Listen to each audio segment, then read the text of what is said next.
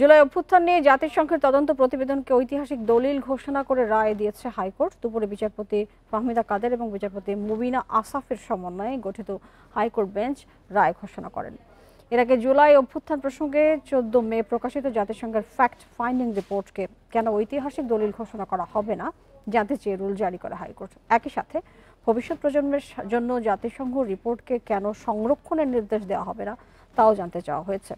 এর আগে গণহত্যাকারী এবং স্বৈরশাসককে টিকিয়ে রাখার ক্ষেত্রে দায়ীদের বিরুদ্ধে ব্যবস্থা নির্দেশনা চেয়ে গত বছরের 13 আগস্ট হাইকোর্টে রিট করেন সুপ্রিম কোর্টের আইনজীবী তানভীর আহমেদ। এদিকে ছাত্র জনতার অভ্যুত্থানের 26টি মামলার চার্জশিটে দেওয়া হয়েছে।